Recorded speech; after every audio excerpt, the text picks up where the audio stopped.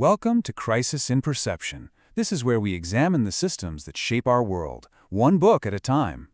Today, we're diving into a powerful essay by Christopher Hitchens called The Enemy.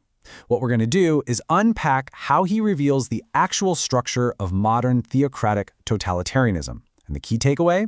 He argues its horrific outcomes, well, they aren't accidental. They're actually a product of its design. Okay, so to really get a handle on this system, we first have to deal with our own initial reactions to the things it produces. I mean, listen to that. Hitchens just nails the sheer gut punch shock of 9/11. It feels like this totally incomprehensible, almost random act of evil. And that right there, that's the crisis in perception. That feeling of chaos can actually obscure the very deliberate system that's working underneath it all. And this gets us right to the core question we're tackling. When we focus on the violence, are we just looking at the symptoms, or can we dig deeper and understand the institutional design, the whole incentive architecture that keeps creating them? Hitchens argues that if we truly want to understand the enemy, we have to push past our emotional reaction and actually analyze the architecture of the ideology itself. So Hitchens' point is that bin Ladenism isn't just a religious movement run amok. No, it's a political religious system. It's a design that fuses absolute, unquestionable theology directly with state ambition. The result isn't random violence. It's structured authoritarian consolidation. And boom, this phrase illustrates his core thesis perfectly. It's provocative for sure, but it's meant to force us to look at the structure of the system, not just its religious window dressing. Okay, so let's dive in. What are the actual components of this system that Hitchens identifies? What really makes it tick? Hitchens breaks the whole system down into 6 key pillars. And as we walk through them, pay attention to how they're shared with the classic, secular, totalitarian movements of the 20th century. First up, it demands total control over every single aspect of public and private life. The individual doesn't just serve the state. In a real sense, they have no existence outside of it. And compliance is enforced with absolutely medieval punishments. Second, it elevates a single text above all human reason, science, or debate. There is no other source of truth, and to even question it is to question reality itself. You can see how this works, right? It eliminates pluralism by design.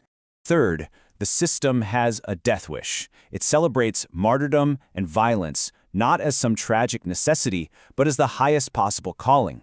Its idea of success is all symbolic and spiritual, not material. Fourth, it openly declares that entire categories of human beings are subhuman and can be murdered as a sacred duty.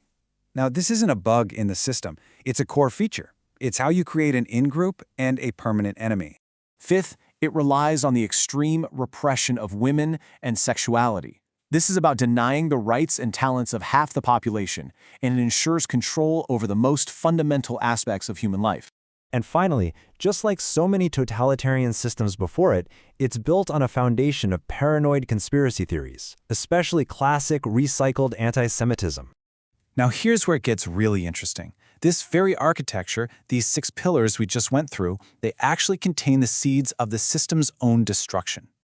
Hitchens argues that while this system is incredibly dangerous, it's also fundamentally delusional. Its fanatical zeal is rooted in a reactionary nostalgia, and its global ambition is based on a view of the world that simply isn't real. Think of it like a sealed pressure chamber. The more you push from the outside, the more cohesion you create on the inside. External confrontation doesn't weaken it right away, it often intensifies loyalty. The whole design converts opposition into fuel.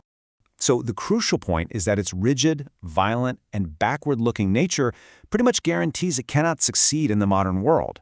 It offers nothing but death and decline, which is just not a sustainable model for any society. And when you see it through this lens, the 9/11 attacks weren't a show of strength. They were a colossal miscalculation.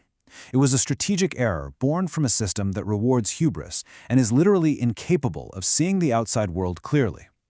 So how does taking this systemic view actually change our perception of the threat? Well, it shifts our focus.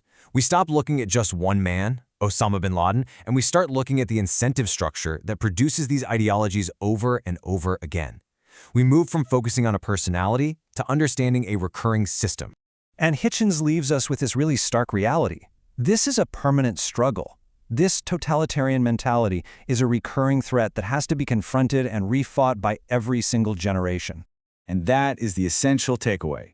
By shifting our analysis from outrage to institutional clarity, we can better defend the open, secular societies these systems seek to destroy.